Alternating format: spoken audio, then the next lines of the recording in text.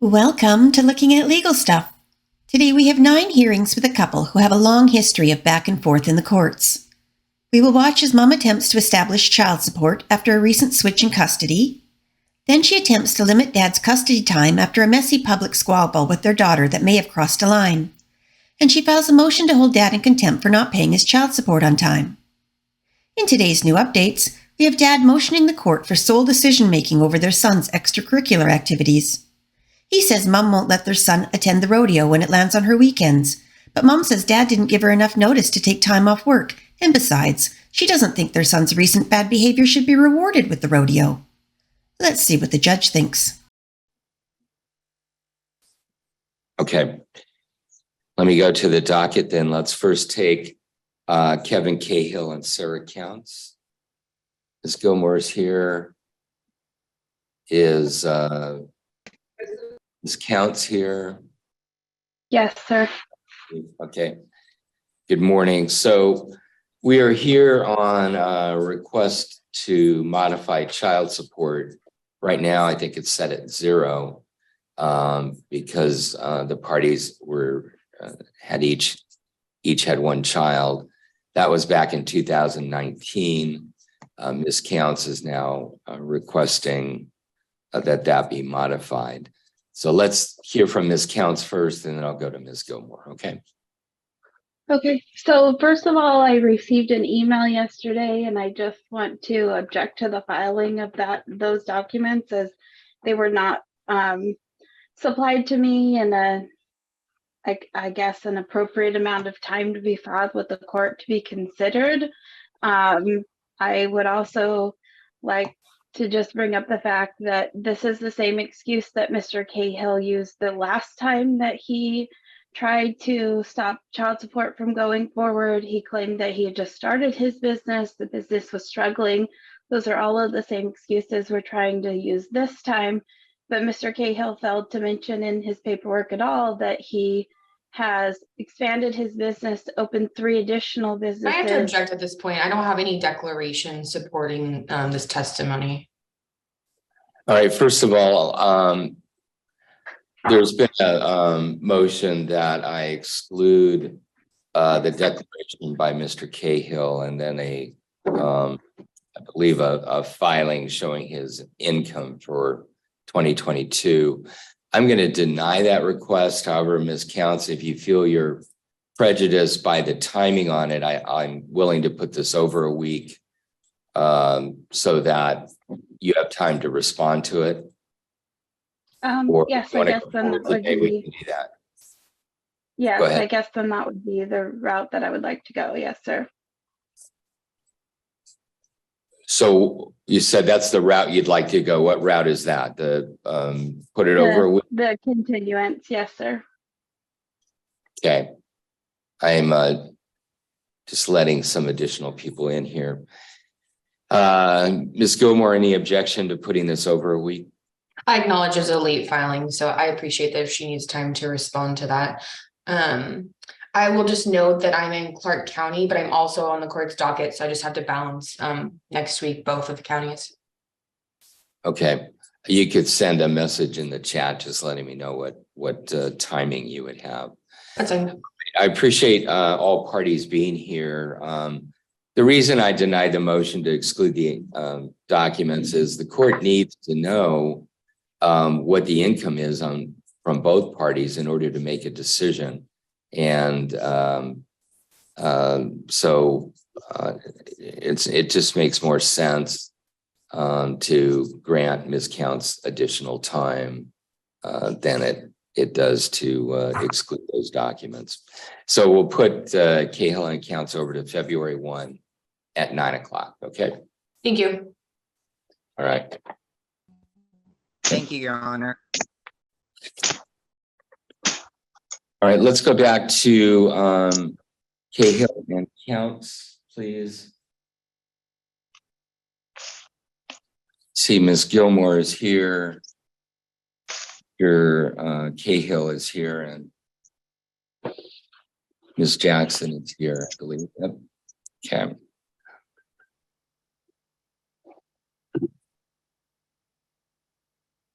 We're here to address a child support request by Ms. Jackson. Let me, I guess, tell you what I've gathered from the declarations that have been filed. Mr. Cahill filed a declaration saying in 2019, there was an order entered that because the children were being shared in terms of their residence between the two parties, the court ordered no child support be paid by either party. And that's been the case up until, now. He doesn't feel there's been a substantial change in circumstance that would support awarding child support at this point. Ms. Jackson is coming in saying that she didn't agree to that order back then, that she does feel there's been a substantial change in circumstance in terms of additional income to each party, and the fact that the children that were living with the parties have switched, and also the adult children no longer are being supported. So that's what I hear. There's also, I think, some dispute about how much money Mr. Cahill makes. I guess let me tell you my thought, and then I'll let the different parties address that. It's been since 2019. I think there is a substantial change in circumstance. I think just based on the change in income, there is a need to relook at the child support issue. At this point, Mr. Cahill makes substantially more than Ms. Jackson, and so I think there would need to be a transfer payment from him. I can tell you where I think that should be set, but I guess I'll give the parties a chance to, and particularly Ms. Gilmore, to argue the issue of substantial change and whether there should be child support at all. Yes, Your Honor. I just have massive procedural concerns in this case. I understand that we have a pro se litigant, but they are held to the same standard. So as said before, the court on any case, Washington State is a notice pleading state. Within her motion, she has an obligation to support her case with facts. We literally, in her declaration for her underlying requests for child support, she doesn't even address it. She doesn't even make an allegation of what she's even requesting for. She doesn't present any financial information. She doesn't present any sort of worksheets or request for any sort of transfer payment whatsoever. And then in the 11th hour, literally yesterday, we have new information contained within a reply declaration that goes way outside of the scope of the underlying motion here. So as we stand before the court, my client doesn't have an ability to defend himself without even presenting worksheets. We're before the court without even worksheets. So I don't know how to proceed here. And this is the third hearing on this issue. Again, she has an obligation to present a motion with a declaration asking for a request in addition to worksheets. And my client it's basically a moving target at this point. So I frankly am frustrated by the sense that we still need to procedurally go before the court with a motion timely served with the declaration, and my client should have the ability to adequately represent himself through due process. So I ask the court deny it at this point, or at the very least reserve, and this needs to be addressed either at a final hearing or an additional motion with proper service and a declaration. All right, Ms. Counts, do you want to address any issues? I actually do believe that I did file when I filed my original pleadings, I did put in some child support paperwork. I did not have access to Mr. Cahill's income at that time. Did you provide that to Ms. Gilmore? I know I have sheets. Yeah, it was directly served to Mr. Cahill. Yes, sir. It was before Ms. Gilmore was representing him, sir. Okay. Can you reference where, if there is a declaration mentioning incomes or worksheets, can you reference when they were filed? The original filing back in October when I originally brought motion before the court. Just give me 1 second, I'm trying to pull that up. Based on the information I had, the motion itself was just addressing the transfer of custody of Elizabeth. It made no reference whatsoever beyond just the general request within the motion, underlying motion, that she was requesting for a child support order to be entered. That motion didn't even reference the fact that there was a temporary order at that point.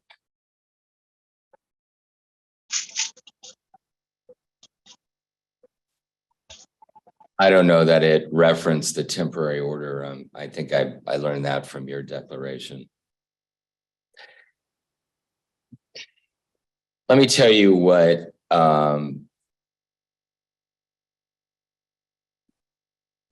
as I've looked at this, let me tell you what conclusions I made.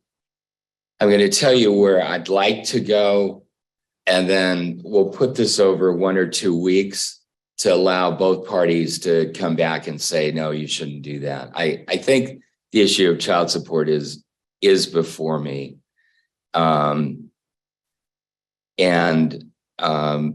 What I have from Mr. Cahill is a document that shows that he made $90,000 last year.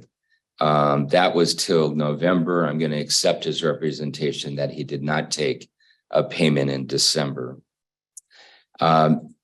Ms. Jackson is represented that she makes $3,700 gross. I went to support calc. That shows that if it were Ms. Jackson making the child support payment, it would be $712.04. If it was Mr. Cahill making the payment, it'd be $1,339.96. But it seems to me, since they each have 1 child, that those numbers should cancel each other out or be a credit, which leaves a transfer payment from Mr. Cahill to Ms. Jackson of $627.92. So I can tell, sorry. And the way I look at that is that is a way to, through this calculation, to ensure that both children have an equal amount of support. The law says that Ms. Jackson should be contributing $712, and Mr. Cahill a bit more. It just seems that that's a way to equal things out for the children. And respectfully, Your Honor, I don't think that that's necessarily the correct analysis pursuant to statute. I can tell the court that I did run a worksheet for myself, and with the residential split adjustment, that comes out with a transfer payment from my client to mother in the amount of $352.45. Okay. And that's setting my client at the 90,000. That's setting her based on her wages we received based on the pay stub. Okay. So I appreciate that, and what I'd like to do again is put this over a week or 2 so that you can provide that analysis to me. Ms. Jackson can provide whatever argument she wants to me, and I'll make a determination which way I should go in terms of the amount. But I think today what I'm letting everybody know is I think child support is before me. I think there needs to be a transfer payment from Mr. Cahill to Ms. Jackson because he makes more. I am accepting that his last year's gross amount is $90,000, which accepts he didn't get paid in December. So all of those things I'm accepting today. What I'm not making a decision on is exactly what that transfer payment is going to be. Okay. And I can get those filed today or tomorrow. Well, if we put it on next week, that's February 8th. Why don't we do that? because we basically have most everything in front of me right now. So I'd like to see that, and I'll make a decision on the amount. And I can present likely a child support order at that point, just knowing the court's ruling, so we can avoid an additional presentation hearing. That's fine if you want to submit that too. Okay, thank you. All right, Ms. Jackson, can you be back here next week? Yes, sir, no problem. And any additional argument you want to make, go ahead and provide a declaration to the court, okay? Yes, sir, thank you. All right. All right, we're here for a request for child support. And last time we were here, I indicated I would agree that Mr. Cahill's income was $90,000, that he would owe child support. The issue was how much. I've been provided with a proposed order that includes an addendum. See the addendum, but the addendum where there's a shared residential split shows child support owed of $357. So Ms. Gomar, I assume that's your position at this hearing? Yes. And then I frankly have never had a case where if there's a resident, if the parties have one child living in one residence and another child living in another residence, that the court hasn't adopted this formula. And that should be on the first page following the child support order, and that breaks down the math of that. But yes, we are asking the court to adopt both the child support order as well as the worksheets. I think the one point of contention, and I don't know Ms. Counts if she's reviewed this, I do apologize, I presented it on Monday, but we are asking that he claims taxes for both children every year, given the fact that he has Neil a vast majority of the time, and he's now paying child support for Elizabeth. So that's the basis of a request regarding taxes. To the amount of child support and also the tax issue. I don't have any objection to the amount of child support. It was actually higher than the amount that I got when I did the paperwork myself through the website. I do have an objection to the tax filing. When you read the code for tax filing, it does say that he has to provide Lizzie with 50% of her income or support her for more than 50% of the year. $300 and something is not 50% of the $1,014 that it is accrued for monthly costs for each of the children's living. And so I'd ask that that part be removed. The other thing that I had an issue with is that they set the start date for child support at February 1st. I would ask that that be changed to December 1st, as this was supposed to be ruled on back in December. And it just kept getting pushed over and pushed over. Other than that, I don't have any kind of issue with the paperwork. It all looked in good order to me, sir. So I'm not going to let the father claim both. So I'm going to make a modification here. In terms of the start date, if there was a delay, that was the court's delay. I don't think that was Mr. Cahill's doing. And I think a February 1st start date is appropriate. So that's when the amount should be paid. So that would be beginning this month. Other than that, I do think the calculation provided by Ms. Gilmore is correct, and I will sign the order. Can I ask just one clarifying question, please? Let me just finish getting this ready here. Thank okay. you. Yes, Ms. Jackson, go ahead. I was just wondering, are we starting the filing credit for the taxes since we had a swap with the kids? I was just wondering if Mr. Cahill is planning on claiming Elizabeth for last year or Neil, if we should go based on the order that is in place today or the previous order for the tax filing year. I think that's a really good question. I think the children did not switch really until last year, but I think last year Neil was living with you and Elizabeth with Mr. Cahill. So I think and there was no child support paid during that time. So I think it's appropriate that you each take a deduction for last year Technically you may claim the opposite child. So Mr. Cahill should claim Elizabeth and Ms. Jackson should claim Neil. And then starting in 2023, the order I just signed would go into effect where Ms. Jackson would claim Elizabeth and Mr. Cahill would claim Neil. And that's what I was actually looking for when you were signing the orders I was looking back at the 2019 order and it actually reserved on taxes. So if the parties have filed, I'm assuming it's based on agreement of the parties, but there was previously no order. Okay, well, I think it's appropriate to do it that way for 2022 and then 2023, the current. And the first case we'll call will be Kevin Cahill and Sarah Counts, I think Sarah Jackson now.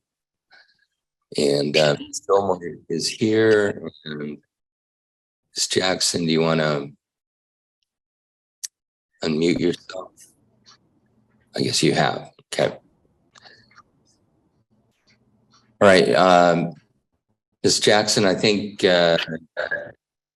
you brought to the court's attention some concerns. So I'm going to let you address those first. Okay. I said over on this piece, I didn't receive those materials until last week, which isn't timely pursuant to local court rule. Also, I was on vacation and my office was closed on Monday. My client should have the opportunity to respond to those. I think also, I think either party needs to bring forth the children's school records and some more information. I was also just looking for direction from the court. This is on for a review, not necessarily a motion. And so, I'm happy to present declarations and additional evidence if the court's willing to entertain modifications to the parenting plan. I just don't know the procedural basis to that. And so I just needed some more information from the court and then I'm asking for a set over. How long are you asking for? Frankly, I can turn around and get some materials out this week if the court would like to hear it next week, or alternatively, best for notice to Ms. Counts would be 2 weeks over. Ms. Jackson, any response to the request for the set over? No, I don't have any kind of objection to that, no, sir. All right.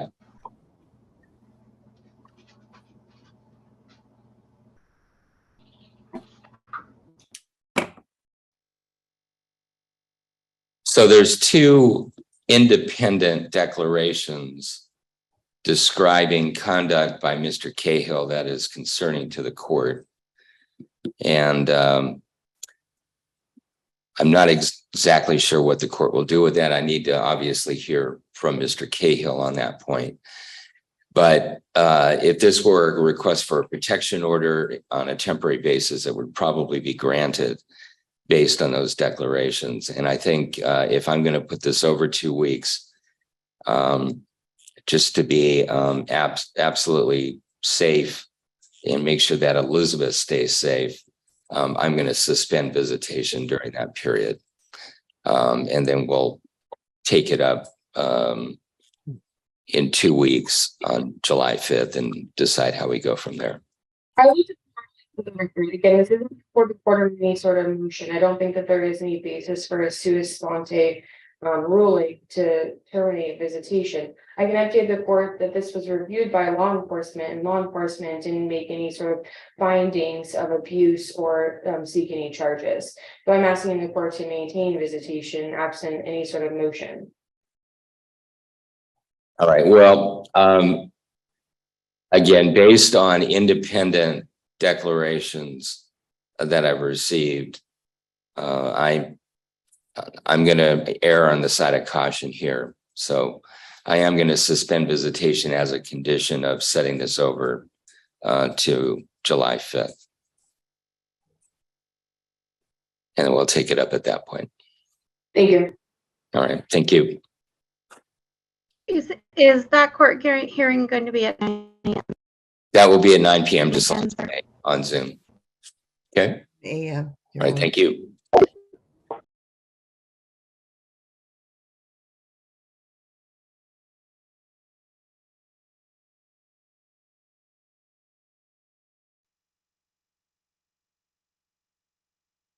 Okay, here we go. All right, looks like Ms. Counts is joining now. Okay, we're here in the matter of Sarah Counts and Kevin Cahill.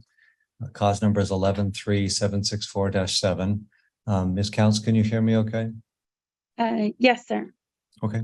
And Ms. Gilmore, double check, make sure your microphone's working. Yes, can you hear me? Yeah, it's working. Great. Okay, perfect. Thank you. Good. All right. So we had just called the case and there's indication that Ms. Counts is trying to join or is stuck in another Zoom area, but she's here now. So that's great. We're on today for a motion brought by, I guess, are you going by Ms. Jackson now? Okay. So, and it looks like you're muted, Ms. Jackson. I'm sorry. Yes, my legal name is Jackson, sir. Okay, so this is Ms. Jackson's motion for restraining order and also related to a potential change in the parenting plan. And so I've reviewed a number of declarations and motions. I read Mr. Cahill's declaration. I read Gabrielle Cahill's declaration, Deanna Cahill's declaration, the teacher of Neil Cahill, and everything that's been filed. I just highlight those. So I took notes on those, and also the police report and the like, or the CAD log, if you will. So Ms. Jackson, this is your motion. Before we get started with that, any preliminary issues we need to address from either party? I don't think so, sir. Okay. All right. I'll hear from you, Ms. Jackson. Go ahead, please. I just felt that this was a serious matter that should be heard before the court. When we came before the court for review in June, I had filed a declaration right after the incident happened with Elizabeth at Winco between her and Mr. Cahill. At that point, Judge Nelson, I think Commissioner Nelson, put in a note like a temporary, he was to have no contact, suspended visitation. We then continued out, went to the next court hearing, and then that judge said that I needed to file motions by the 10th of July. So these were the motions that I thought would correspond with the things that I was asking for. So I just put those things before the court today, sir. And just to clarify, the suspended visitation that Commissioner Nelson put in place, that was just as to Elizabeth, correct? Yes, sir. Okay. All right. Thank you. All right. So I've read over your pleadings that you filed. Do you have any additional information that you want to share or elucidate? I don't think so, sir. Okay. We'll hear from Ms. Gilmore. Your Honor, Megan Gilmore on behalf of the petitioner and non-moving party, namely Kevin Cahill. This matter is before the court on mother's motion for an immediate restraining order. Looking to the recent history of this case, the court transferred custody of both children in January of 2023. At that point, Neil was transferred to my client and Elizabeth was transferred to mother. Neil was transferred based on the ongoing conflict in mother's home. The court has some knowledge, if you do recall, this matter was before you juvenile court in late 2022, 2023. This court set up a review in June to confirm that the children were attending school and had at least a C grade average. After review, mother presented an allegation of abuse in my client's home. Based on this information, Commissioner Nelson, without a motion to esponte, suspended visitation with Elizabeth, maintained visitation with Neil, and then set a subsequent review so that my client had the ability to respond. We were then set before Judge Scudder on July 5th. Judge Scudder indicated to mother that she needed to bring a motion before the court relating to visitation with Elizabeth. However, there was no discussion relating to suspending visitation with Neil. The court did enter a bench order memorializing Commissioner Nelson's order, as my client procedurally didn't have the ability to do a revision based on the fact that Commissioner Nelson failed to enter an order. So at this point, the court maintained, again, my client as a primary parent of Neil and set this matter in front of Judge Bassett. We were frankly blindsided when mother brought a motion for an immediate restraining order with no notice of ex parte intervention. And frankly, what we believe is contrary to the direction of the court just simply the Wednesday before. There was no discussion regarding issues with Neil or a transfer of custody or any sort of indication beyond the fact that she was asking for a motion to modify the temporary order that she would be seeking a restraining order. order. As explained in my client's declaration and clear from the record, mother has brought 2 separate immediate restraining orders, one in July of 2022 and one in October of 2022 that were both denied. We believe that mother abuses the restraining order process, just frankly getting ex parte orders, transfer of custodies, which frankly causes absolute chaos for the children. My client adamantly denies ever being abusive to either child, and my client submits records from the police department indicating that there was no charges recommended by law enforcement, and law enforcement did not think that any of his behaviors were inappropriate. As confirmed by the party's adult daughter, there is severe alienation and manipulation on the part of mother, and we believe that that is really the basis of the problems with Elizabeth and visitation with my client. The child in this case alleges and provides personal knowledge that while she was residing at mother's home, a mother used substances with the minor children, as well as allowed her husband to take the children while in the restroom. We believe the new allegation is preemptive on part of mother by the simple fact that she knew we were before the court in June. She knew that Elizabeth had been failing school. And so we believe that she's taking this preemptive action to basically mask the fact that she's failed to comply with the court's ruling that Elizabeth needed to be going to school and Elizabeth needed to be doing well in school. Moreover, if you look to the underlying motion for immediate restraining order, mother presents nothing to support a transfer of custody or frankly, even an immediate restraining order as it relates to Neil. To the contrary, Neil has been thriving in my client's care. There's been no law enforcement activity, no subsequent charges.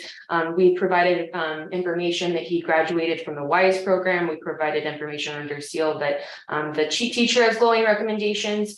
I spoke with his probation officer, Matthew, this morning. He's willing to provide recommendations to the court that the child's doing well in my client's care and that he's been in compliance with probation with no concerns. Neil shouldn't have frankly been ripped out of my client's care with frankly no notice to my client and no ability to have this matter heard. This is just further putting this child in severe conflict. And frankly, he was finally getting settled since the January 2023 order. And again, chaos has then entered again 7 months later. So we do believe there's nothing to support the change. We asked the court to maintain the temporary parenting plan that was entered in January 3rd, 2023. We asked the court to consider fees given the procedural fact that we were simply before the court. The court was very clear that Neil would remain with my client. Visitation was suspended with Elizabeth, and we simply need to be before the court on a motion for modification of a temporary orders. At this point, these children have been a part of litigation for 12 years. It's very unfortunate, and it's very unfortunate there is such severe conflict that still continues between these parties. I think, and frankly, in this case, and I know that it's rare in Cowlitz County, but we may have reached the point where it's appropriate to be appointing attorneys for these children under RCW 2609-110. So I do ask the court maintain the temporary parenting plan, consider fees, and frankly consider either appointing an attorney for these children, or potentially we need a guardian ad in this case before the court makes any further modifications to the parenting plan, just because these children have been through a lot. Thank you. Ms. Gilmore, just one quick question that I just need a quick answer to, related to the suspension of visitation that Judge or Commissioner Nelson implemented in mid to late June. That was related only to Elizabeth, not Neil, correct? Yes. Okay, great. Thank you for that. I appreciate that. Okay, Ms. Counts, anything in response? Yes, Your Honor. So as far as their accusations, I do feel like I had grounds to bring this order before the court. There's clearly a disconnect between Elizabeth and Mr. Cahill. And if this is the behavior that Mr. Cahill is displaying in a public setting, it worries me what he is doing behind closed doors in a setting where there is no supervision or people. She does not have the ability to contact anybody outside of Mr. Cahill's house while at Mr. Cahill's house. It took Elizabeth almost 30 minutes to open up and tell me what had happened. There was declarations provided by witnesses to this event. This was not the way that somebody should be treating their children. As far as Neil goes, if you treat one child this way, who's to say that you're not treating both children this way? And Neil is just not speaking out about it. I do feel like a parenting class and some anger management would benefit Mr. Cahill. As far as the what she had said about Neil graduating from the services for counseling. Neil didn't graduate from services for counseling. Neil's 13 years old. In the state of Washington, you can choose to not do counseling anymore. At that point, they can't retain you as a client, and they simply dismiss you or graduate you. That doesn't mean that Neil met any of the criteria or outline that they had set for him. It just means that Neil chose to not participate in that program anymore. As far as the grades that Elizabeth obtained, Elizabeth maintained a C average while living with me after all of the traumatic events that she's been through since October of last year. She is currently in counseling. She has an appointment next Tuesday. She is trying to work through those issues. This was traumatic for her. I do feel like Mr. Cahill's actions were not of average actions. They're not the way a normal parent would parent their children. I did bring a motion and ask for a guardian ad litem for the kids. I don't know if that is the same thing that Ms. Gilmore is recommending for an attorney for the children. I certainly didn't do any of this with any kind of malice. I thought that I was following the direct instructions of the judge that we had seen previously. I am self-represented, so I don't have all of the knowledge of the law like she does. I am just doing the best that I can, Your Honor. Okay, thank you. All right, so the June 11th incident is kind of the precipitating one. Well, this case has a long history, but this is the most recent precipitating event. There, the indication were that there was maybe some unkind words spoken by Elizabeth towards Mr. Cahill's girlfriend or partner. Some of the worst words you can share about a fellow human, specifically a female. And I don't think Mr. Cahill took kindly to that and kind of let her have it. And it sounds like there's two accounts, at least 2 or 3 individuals who were made aware of what was happening. They indicated that there was loud yelling and screaming and also physical contact of Mr. Cahill's hand to Elizabeth's face. The police got involved. They indicated that there was no evidence of a criminal act and that there were marks of a transient nature, and they chalked it up to parental discipline. So there's a clear difference between a charge meeting a criminal level of charging and inappropriate parenting that rises to a pretty high concern. So I think it's interesting because you looked at the CAD log, the officer indicated that he confirmed that what the observer said or saw in Winco, that the male said he would beat her and slapped her hard across the face. Another witness indicated, and this was confirmed with the law enforcement officer, that hit her twice in the face. So it's concerning, especially when we're talking about a 16-year-old person. I get where Dad's coming from. That's if those words were said, highly offensive and inappropriate and wrong. And yet his response with physically slapping his daughter is inappropriate and wrong also. So as to Neil seems to be doing okay, seems to be hanging in there with classes and his probation and the like. Gabrielle's declaration, I take that with a huge, well, I'm just going to say a grain of salt, but maybe a shaker of salt. It's really, I think when I was reading that, there was a lot of reasons for her to make certain statements, and then Deanna Cahill's declaration pointed out a few gaping holes in Ms. Gabrielle's declaration. Teacher of Neil says that he's improved in school, that there's been some blips on the radar, but overall there haven't been any behavior concerns at the end of the school year. So he's having better impulse control, notwithstanding in March he had some issues and before that too. So the current parenting plan from January indicates that Mr. Cahill is the custodian of Neil with visitation to mom's house on alternating weekends, Friday 5 to Sunday at 6. and that Ms. Jackson is the custodian of Elizabeth with visitation on the same weekends when Nil's visiting, so the two of them can be together. So at this point, I think the maintenance of that current parenting plan is appropriate. Nil will continue to stay with the father in a custodial position with the same visitation structure. Elizabeth, she's going to stay with mother. There's not going to be any visitation with the father unless Elizabeth requests it. Because of that, I am going to appoint an attorney to Elizabeth under that statute that Ms. Gilmore mentioned, which is a little bit different than a guardian ad litem. The attorney will be a direct representative of Elizabeth and can come to court and speak on behalf. And I'm just going to look at that statute one more time. It says the court may appoint an attorney to represent the interests of a minor or dependent child with respect to a parenting plan in a dissolution action. And the court shall enter an order for costs, fees, and disbursements in favor of the child's attorney. So I think what I'm going to do, I'm going to appoint an attorney. I'm not sure exactly who that attorney is. We'll need to find one, and then it'll be up to 10 hours. So it'll be about $2,500.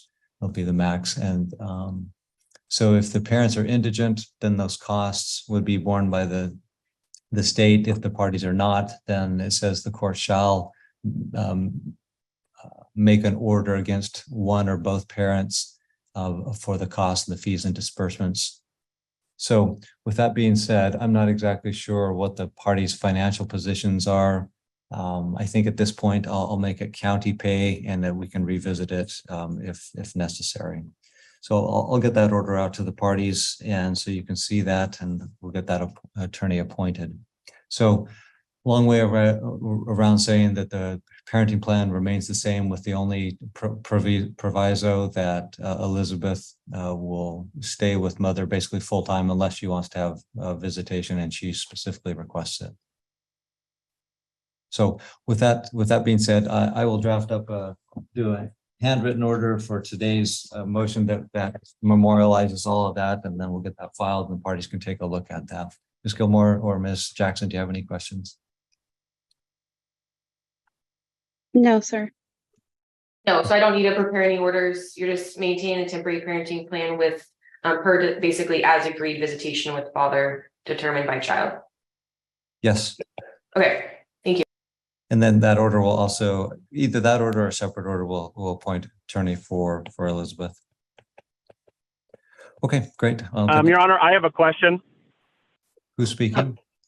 This is Kevin Cahill. Kevin, we can talk. We'll talk off the record. All right. Okay. All right, that'll conclude that matter for today. And thank you. And I'll see if Ms. Winkles is present. Oh, actually, she's pro se, and then Ms. Winkle is representing the daughter. There we go. Got that. Sorry, I was confused. I wasn't sure what was happening. Yeah.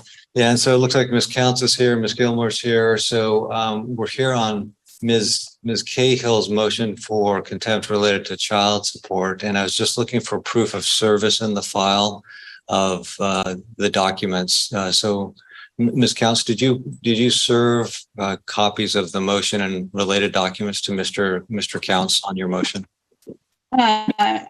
It's Miss Jackson and it's Mr. Cahill, so opposite, but I have served them directly to Miss Gilmore's office. Yes, sir. Okay, great, thank you. And then Ms. Gilmore, did you receive that information? So I received unsigned Word version of the motion on August 8th. I then received the signed order to show cause on August 17th by email. I'm willing to accept service and we don't need to do personal service, but it does need to be set over. I was hoping to get a response so we could move forward today, but we were waiting for some information from the bank. I do expect to have a declaration filed either this evening or tomorrow morning. So I don't think their set over needs to be substantial. I know that there is some unavailability due to judicial conference week, but I could set it over 1 week or two. Thank you. Ms. Jackson. I actually will be out of town next week, so I would ask if we're going to set over that we could move to the week after. Okay, today being the 29th, the 5th, Ms. Jackson's not available. The 12th would be your preference? Yes, sir. Okay, Ms. Gilmore, how does that look for you? That's fine. I'm on the Wakayakum docket as well, but also on your docket, so I'll just have to balance both, but Okay. that will work. Okay, great. Thanks for that flexibility. So we'll note that the record will reflect that there's the service is good, and then we'll just set it over to the 12th of September at 9 a.m. to hear the motion and hear Mr. Counsel's input. All right, that order is signed. Thank you. All right, we'll move to the next matter. Let's move to the Kevin Cahill and Sarah Jackson matter. This is cause 11-3764-7. Ms. Gilmore is representing Kevin Cahill, and Ms. Gilmore is present. I don't see Mr. Cahill unless he's on the phone number. Yes, my client's traveling today, so I believe he is at 430-6766. Okay, so that's Mr. Cahill joining us on that phone number. Okay, great. And then we have Ms. Jackson is here. I see that she's present. And Ms. Jackson, can you hear me okay? Yes, sir. Okay, very good. We're on today for a variety of items. Well, actually, I take that. Oh, Your Honor, Aaron Winkle's appearing for the child as well. Perfect. Thank you. I had you noted up there, but you're off to the far right of my screen. So thank you for that reminder. So it looks like we're on today for a motion related to contempt in relation to some child support. So I've read those pleadings as the moving party. We'll hear from Ms. Jackson first.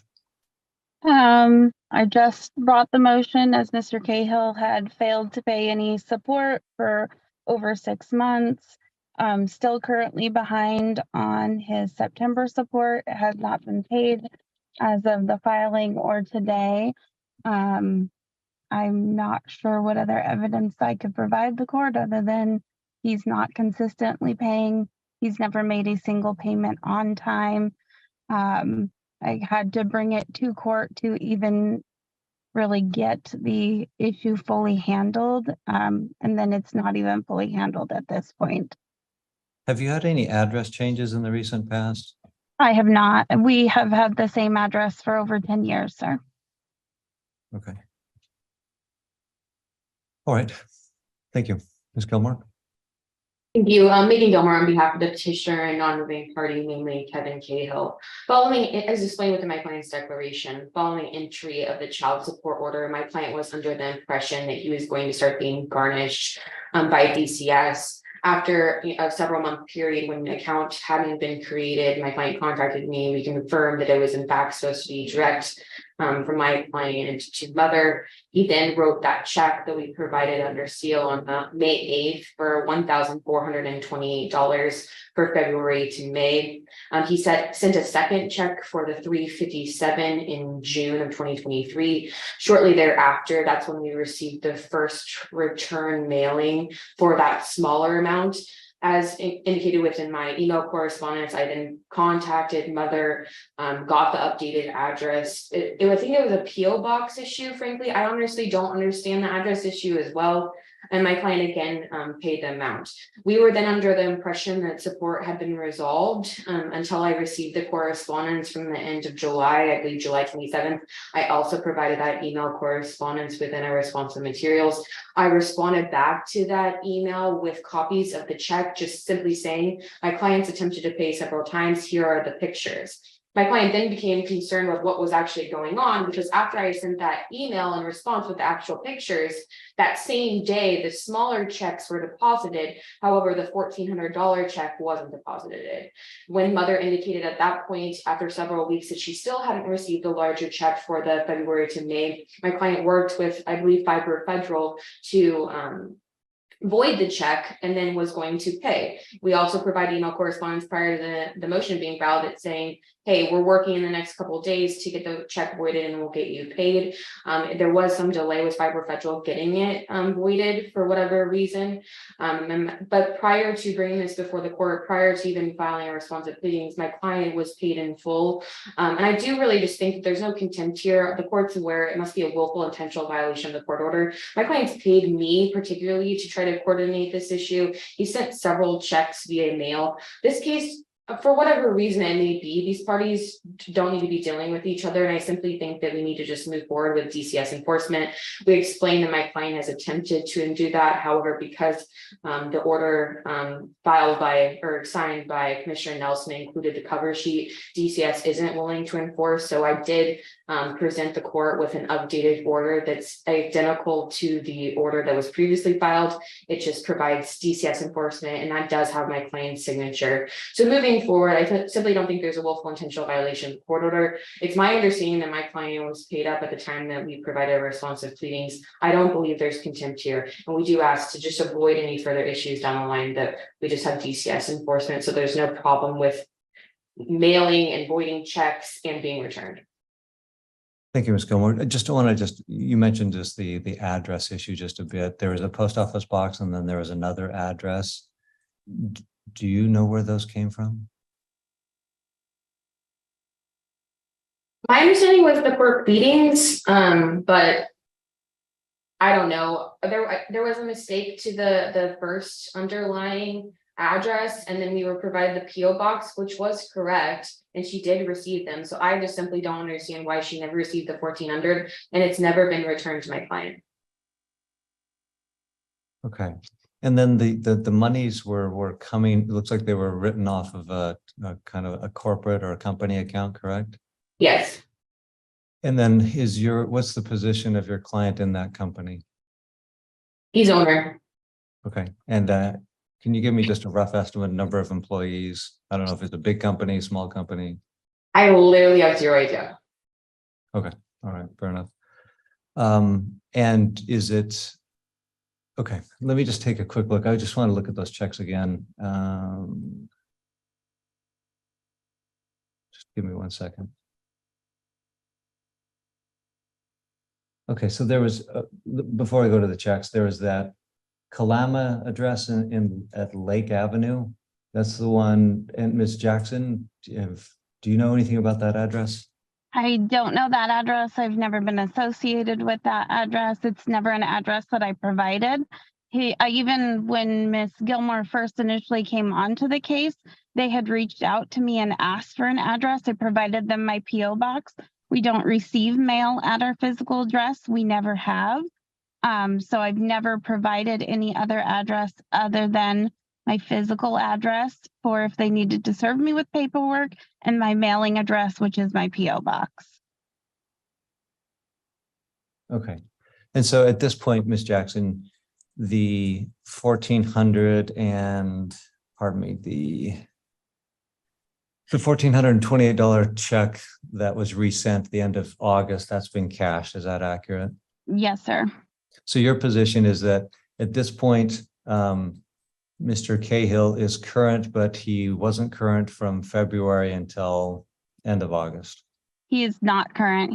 His September support was due on September 5th, and it has yet to be paid either. He also, if you look at the mailing date on those checks, on the envelopes provided, Mr. Cahill claims that he knew nothing about this May check not being received by me, yet the June check was sent to an address that didn't exist and was returned to him. In my June 13th declaration, I clearly stated that I had yet to receive any support since the order was entered. He then did not even bother to resend the June payment that was returned to him until late July, when he then sent a late July payment. I did contact Fiber Federal Credit Union just to find out what their cancellation policy was for checks. This could have all been handled in one single afternoon. He would have just made a call to the bank. Well, I object. That's not provided with any materials, and that's not what my clients testified to. I don't think that was included within our reply materials. I do remember information about that. This issue with the reissuance of check could be taken care of in a short period of time. So I do remember that. So I'll allow Ms. Jackson to continue. And so my contention is he then waited an entire another month before reissuing a payment. I did not receive that payment until after our last court date, at which point that was set over again. And so as of our last court date, he was still outstanding on the past due child support, as well as his August payment as well. So he did not bother to pay his August payment until the end of August as well. It is very intentional that he is withholding payment until he is brought before the court. He then delayed to pay several times over, was mailed back a check and waited to reissue that check for an entire another month. So I'm not sure how else you're not in contempt of court when you're willfully holding on to checks for months at a time. He also failed to make any form of payment for over 4 months and admits that in his declaration. Like, this order was an order entered by his attorney.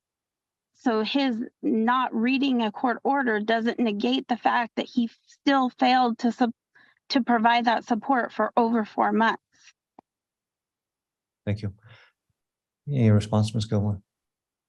We provide a timeline. I just simply don't, I don't think it bores or holds water that my client would be sending checks to bad addresses simply to avoid support. I mean, he's made multiple attempts. I've made multiple attempts to pay. And we were, even prior to filing this motion, I was simply just asking us, give us a little bit more time and we'll provide it. My client was responding timely. I was responding timely. My client had an intention of paying support. It's undenied that he paid the $1,400 in May. So I don't think there's a willful intentional violation here. And I think that moving forward, it would all be resolved if there was DCS enforcement. Thank you. Ms. Gilmore, what is your client's position related to the fact that the order requires payments to be received by the 5th of each month, and that did not happen? I would say if anything, it's a mailing issue, but I don't have a specific response to that beyond my clients attempting to timely pay. How could it possibly be a mailing issue when none of the checks were written on or before the 5th of the month? The first check was even written on the 8th of the month, which is still after the due date. None of the checks were written on or before the 5th of the month. All right, so here the motion is a motion brought by Ms. Jackson for finding of contempt for a willful and intentional violation of a court order, which is specifically the child support order that was entered back on February 8th of this year. That requires $357 of support payments to be received by the 5th of each month and starting on February. So the allegations are that there is this issues, that related to the check, the May 8th check, the one that apparently was mailed out and got messed up, and how it got messed up, I'm not exactly sure. So there's some extraneous address being used, and was that may have been part and parcel of it. The thing that's interesting to me is that Mr. Cahill indicates that he thought the Division of Child Support would be taking the money after the February order. But what we see is that in February, there was no payment. March, there was no payment. April, there was no payment. And May to May 5th, there was no payment. It seems that when there's a court order, people will generally make sure that they're compliant with that court order, which would mean that you would check your bank account. Did my child support go out this month? Did Division of Child Support take the money that I thought they were going to take, to make sure that you're compliant with that order? I think that's a reasonable standard, that a reasonable person would know that money is not being debited from their account, that there's maybe excess funds in there that it should not be, because there's an expectation that DC Division of Child Support would be taking them. So it doesn't seem reasonable to me that Mr. Cahill was oblivious to that. If he's the owner of the company, then I recognize owners of, I'm making an assumption, I don't know this, Ms. Gilmore wasn't exactly sure as far as the size of the company, but if it's a smaller size company, which it's a welding and fabrication company in Kelso, Washington, that if it's a smaller company, then recognizing owners of business are really busy. And number two, recognizing that if you're owner of business, then you have control over books and finances. So that's kind of my take on that, is that it's unreasonable for him not to have known that. The issue also is timeliness of the payments. They're due on the 5th of each month. And with that extraneous address being used, the Lake Avenue and Kalama address, which kind of came out of nowhere, and I'm not exactly sure how that happened, but it did. I think that's a showing of willful and intentional violation of the court order, that it's not timely. And that I'm happy to hear that the payments are current up to at least the August payment, which was also late. And then Ms. Jackson raises the concern about not being timely for September. So with that being the case, I'll make a finding of contempt that there is a willful and intentional late payments for several months earlier this year. I'll impose a $500 civil penalty that needs to be paid within 30 days. Otherwise, it will accrue at 12% interest. I am amending the child support order. I think it's just that one box, correct, Ms. Gilmore, that allows Division of Child Support to collect that child support. Yes, and do you have a copy of that before you? Yeah, I remember looking at it, and let me just make sure I have it here. Maybe it was just did you file it? Maybe that's where I saw it. You should have received a bench copy as well, but if not, then I can circulate her signature and enter it ex parte, whatever the court would prefer. I think I have it here. Let me double check. Ms. Jackson, did you receive a copy of that proposed amended child support order? Yes, sir. Do you have any concerns about it? Just that it only addresses the issue of the direct payment. It doesn't address any of the other issues, such as the change in custody of Elizabeth, the fact Mr. Cahill has access to money that he is unreported to the court. Like, I feel like if there's going to be an amendment made, that it needs to be properly made, not just one thing addressed. Okay. All right. So I think some of the issues that led up to this finding of contempt may be ameliorated or reduced by virtue of the direct debit from the Division of Child Support, which this amended order takes care of. So on that basis, I will sign off on that amended order that at least corrects that issue or makes that issue more clear, recognizing that there are other issues, but sometimes it's a piecemeal approach. So I've signed off on that. Any other issues or any other clarification needed? Is Division of Child Support going to handle the September support, or are you giving Mr. Cahill a date at which he should provide that payment? Because I imagine that it will come back in 2 weeks for presentation, which point he'll be an additional 2 weeks behind and almost an entire another month. I've already signed the order, so it's going to be entered today, so we don't have to come back for presentation. Okay. Your Honor, if I might, this is Erin Winkles on behalf of the child. If somebody could make sure that the child contacts me, I'd appreciate that. I am having trouble getting a hold of the child, and I do need to speak to her in my office. I actually did provide her direct phone number to your office, and she called twice and was told she would get a return call and was never returned. We have attempted to call her multiple times, including this morning and yesterday. If she can give us a call, it's going straight to voicemail, and her voicemail's full. Okay. She is at school, but I will send her a message to call as soon as she's out. So the question raised by, thank you, Ms. Winkles, I appreciate that. The payment method on this amended order of child support talks about the registry and the enforcement through garnishment if needs be. And Ms. Gilmore, as far as the effective date of this, I'm not sure how long it takes for them to set that up, because sometimes they will do like a test run and then do all that. Typically it takes, what I've noticed post-COVID is like 6 to 8 weeks to set up the account. What I typically advise my clients to do is continue to pay directly until enforced, and then we provide receipts to DCS. That's what I typically advise my clients to do. Okay. So Ms. Cahill, I don't have an exact answer as far as when DC or the Division of Child Support will begin collecting those funds directly, but from what Ms. Gilmore's experience, it sounds like 6 to 8 weeks. So there'll still be an obligation of Mr. Cahill to timely pay until that direct debit occurs.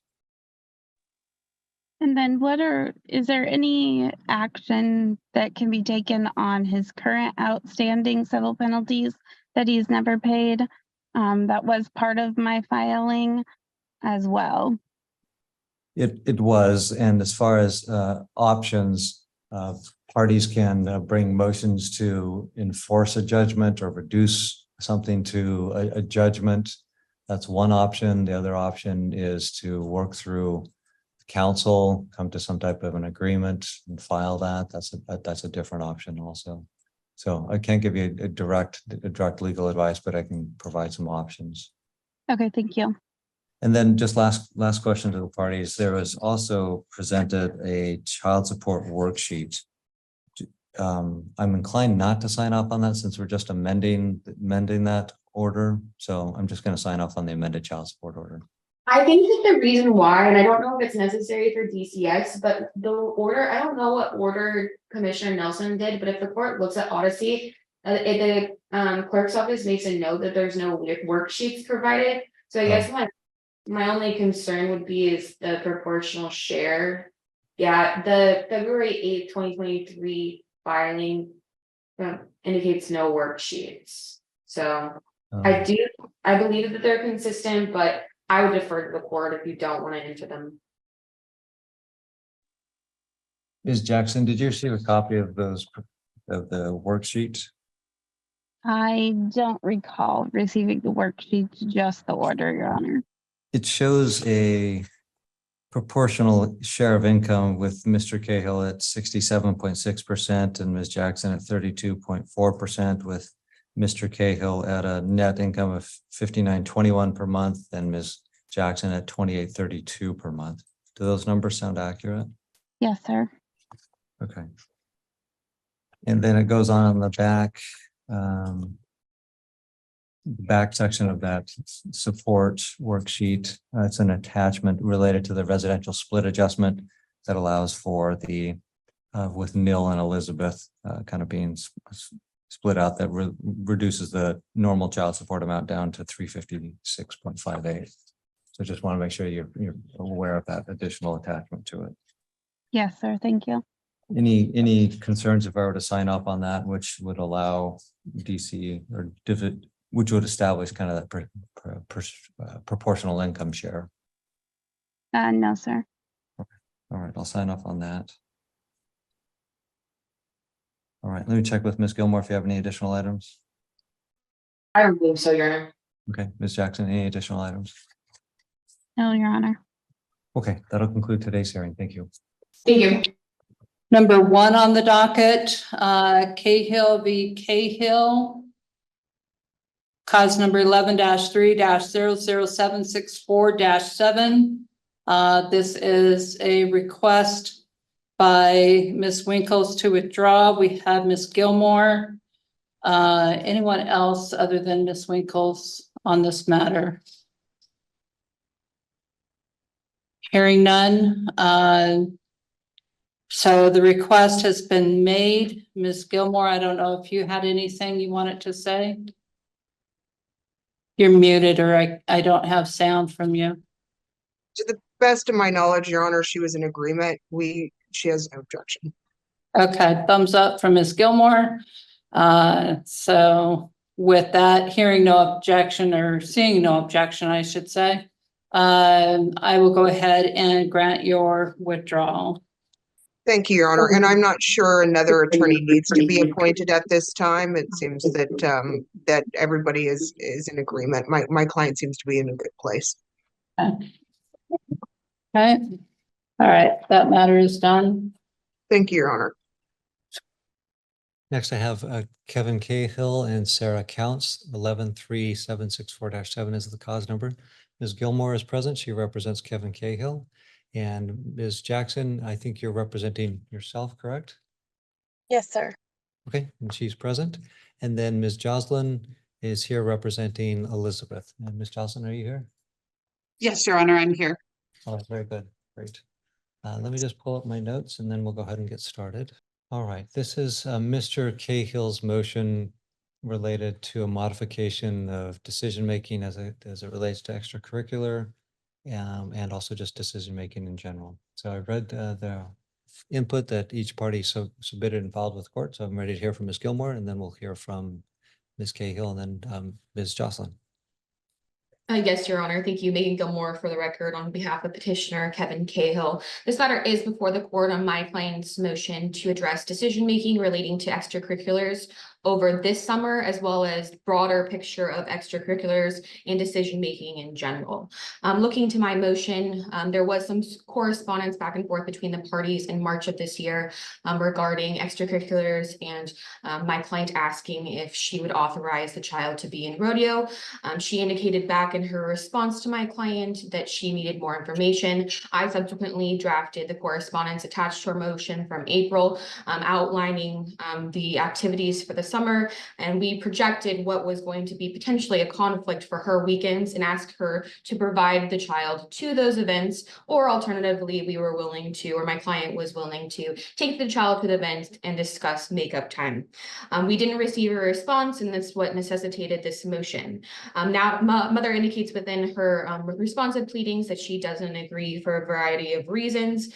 My client isn't looking to interfere with mother's time, and my client was frankly more than willing, as indicated within our correspondence, as well as the email correspondence, to frankly do whatever was in the best interest of the child and work with mother to ensure that the child could participate in the events, but again, still have visitation with mother. There was some sort of conversation or discussion or argument in her declaration that we were asking for her to forfeit all of her summer visitation. Again, looking back to that correspondence, I do believe that only 2 weekends conflict with her visitation. Again, we simply ask that she participate in the event, support the child. But again, if she's not willing to do so, then my client would be able to take the child to the event, and we could discuss makeup time if that is warranted by the court. My client denies the allegations of behavioral issues by the child. He frankly obviously isn't aware, doesn't have personal knowledge of what happens at his home, or excuse me, mother's home. But I would look to the email correspondence. She's not referencing these alleged behavioral issues within the email correspondence. She mainly is citing, frankly, she just doesn't want to take the child to the events and wants to pressure my client to modify the summer schedule, which at this point he wasn't willing to do. My client explains that he's worked closely with the child's provider since we were last before the court. The child has subsequently completed probation, has graduated from the WISE program, and has completed the outpatient mental health with Columbia Wellness. My client, as again indicated within the communication submitted by respondent, my client simply asked that the parties set aside their differences for the best interest of the child, and again asked to just simply work this out because again, it's in the best interest of this child to participate in the extracurriculars. My client explains that this child has been preparing for these events throughout the year, training for this, and I think just in general, extracurriculars are good. They create stability, accountability, for the child, and frankly, a schedule in the summer that he will be responsible for complying with. We do ask the court allow the child to participate in these events, again, as it is in his best interest, and my client is more than willing to have facilitate any change to the schedule or provide, step in and provide the child the resources to get to the events during mother's time. We also are asking the courts to make a modification to the temporary parenting plan that was entered in January of 2023. We are asking the court to allow my client to have sole decision-making regarding meal. My client explains, and I think that frankly, it's borne out within the communications that are submitted by respondent. These parties frankly have no ability to co-parent, unfortunately. This case has been litigated heavily since 2011.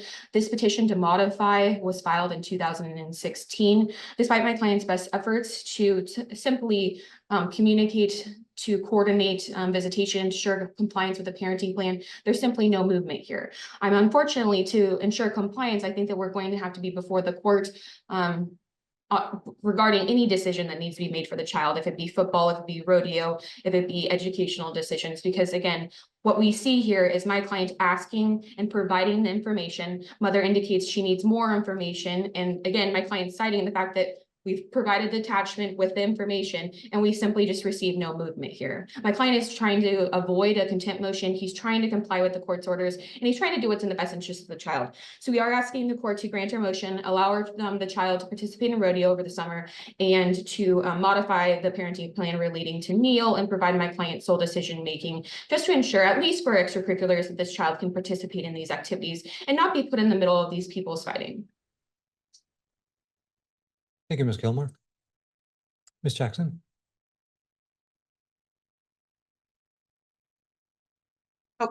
Sorry, Your Honor. This motion doesn't relate to my client, and I haven't heard anything today that would warrant any input, nor has my client given me any information that would be helpful to the court. Very good. Thank you, Ms. Jocelyn. Appreciate that. Okay, Ms. Jackson, I'll hear from you, please. Yeah, I actually have a couple of concerns with what's being presented currently to the court. When we initially had a conversation about spring break is when I initially brought up the summer schedule and what was going on. I do have a stepson who has a parent outside of our household. And so we have to co-parent with that parent as well. I asked at that time back in March what the summer schedule was going to look like. I explained to Mr. Cahill specifically how time off works for my company. And if I wanted to request time off for June, I had to do it a month and a half in advance by the 15th of the month. I explained that. I've explained it multiple times to him as well as his attorney. I can't just change my schedule on a whim because they feel like I should, because they planned an activity for Neil. I understand that Neil wants to participate in these things. I'm not discouraging him from participating in these things. However, I do have to be given reasonable time to make reasonable accommodations. Him sending me emails or having his attorney send me emails a week or two before an event is not a reasonable time. My company that I work for requires a month and a half notice for time. The last time we agreed to make a change over spring break, Mr. Cahill failed to even bring Neil to the agreed change in visitation. So I just missed out on that time with Neil. I should have filed a contempt of court at that time, but I let it go because it was something that Neil wanted to do. So I don't understand at what point I can express that I don't have an issue with him participating as long as I am provided appropriate time to make arrangements. I also would like the other issues addressed, such as his multiple school suspensions, the actions he is taking. They can't say that I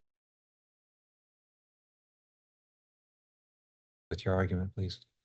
I think you were talking about school suspension. So I do feel like that I do feel like I had brought those things up to him. I had asked what his plan for summer vacation was, if he give me dates. He was unable to provide them. I am a manager in a retail location, so I can't not work every weekend because that's what's convenient. I do try to not work on the weekends when the kids are with us at our home. But it does, like this weekend, I'm scheduled to work on Sunday. It's a holiday. All the fathers in our store are off. So it unfortunately is a weekend where I have the kids and I will have to work part of the day on Sunday. If I want a scheduling accommodation, I do have to give my company reasonable time to make that scheduling accommodation. I was simply asking for those dates back in March. If he could not provide them, I was asking for an alternative. He never even bothered to respond to any of that, and then brings a motion to the court saying that I never responded. I wasn't properly served by his attorney's office. They continue to serve me via email, even though I've asked to not be served via email. I've asked them, they specifically asked when they came on board with him what the best mailing address was for me. I provided that information to them. I do not get mail at our physical address. This was an issue last year with child support. It continues to be an issue as they continue to mail things to my physical address and not my PO box, even though they're fully aware I don't receive mail at our home address. And so saying that I just failed to respond is not true, because one, I wasn't aware of the request, and two, I wasn't allowed proper time to even make the changes. So I don't feel like it's appropriate for Neil to participate in the activities because none of the other issues have been addressed. And I don't feel like I should have to forfeit my time and plans that we have already made for the summer because they failed to communicate in a timely manner. Can I ask you a question about the address issue? Have you filed a formal change of address notice? I wasn't aware that the court ever had a different address for me other than my PO box. It is the one that I've always used. So no, I guess I have not, because I wasn't aware that they had a different address for me, sir. Yeah, just to clear up any confusion in the future, if you could just please file that change of address form, and that'll be officially in the records, and everybody, that'll kind of clear up confusion going forward. Appreciate Yes, that. sir. Just want to ask you about the school suspensions. You said there were multiple. What were the timeframes of those?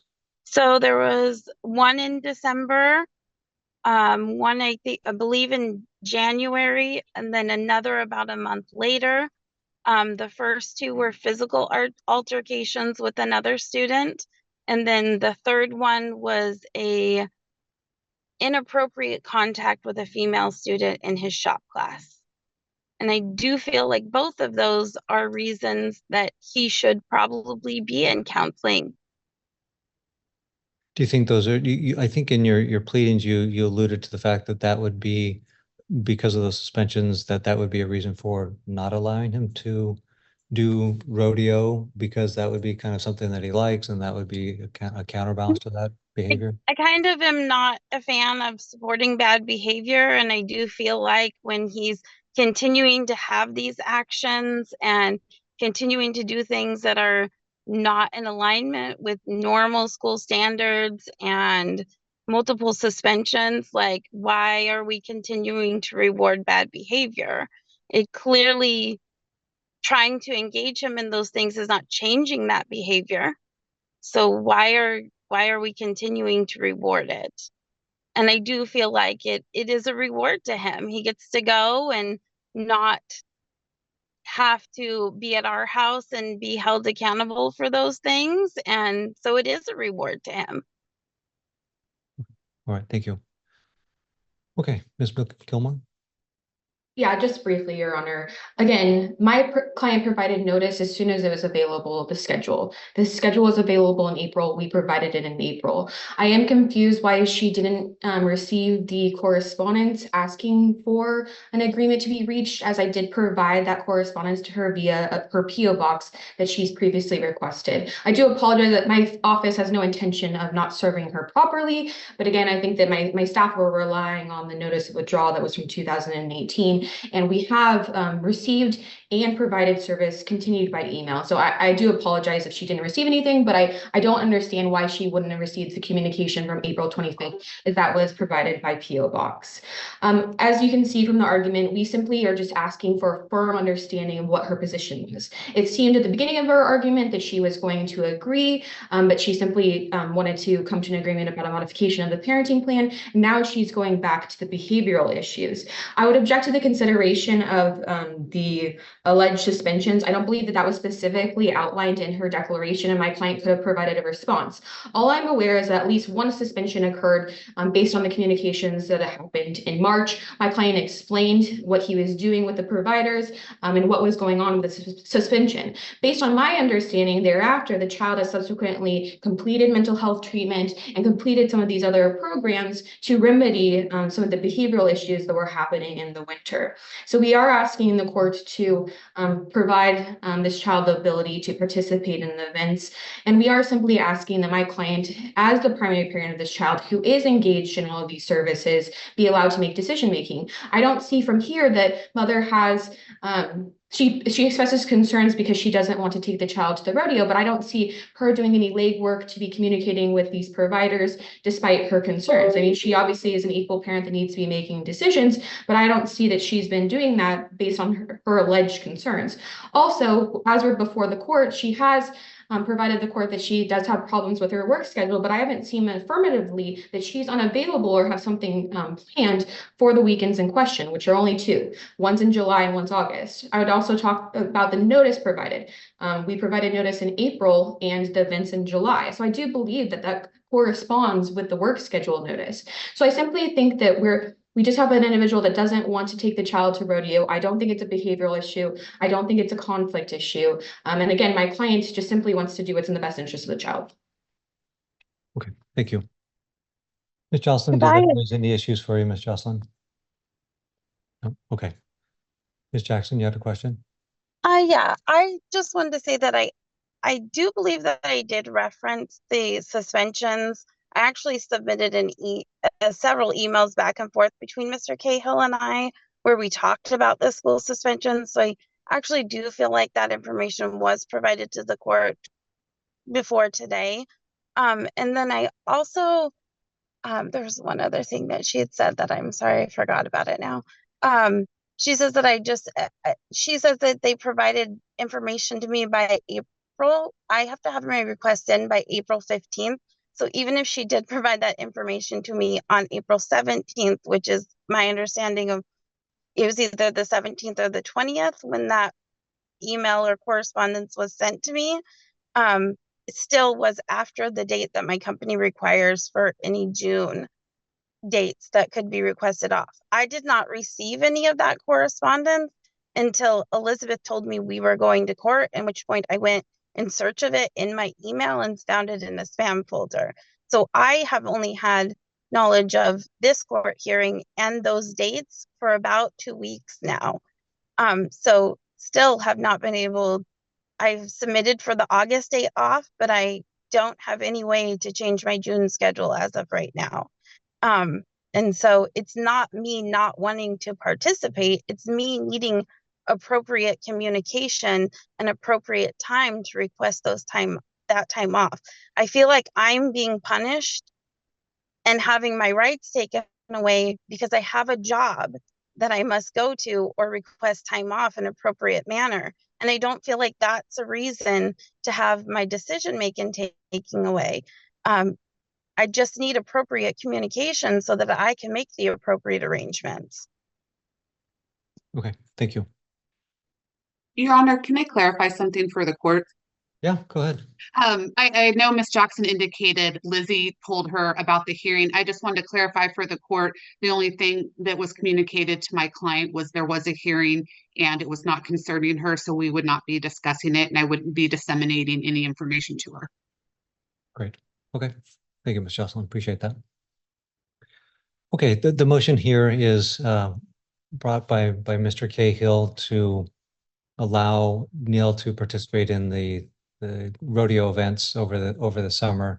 Ms. Jackson is concerned about notice and about the difficulties with scheduling time off with her work, that lead time of about 6 weeks and the like.